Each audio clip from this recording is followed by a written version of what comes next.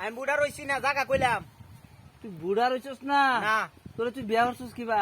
আমি বিয়া করছি জন্ম নি বাবা বান্ধন দেয়া।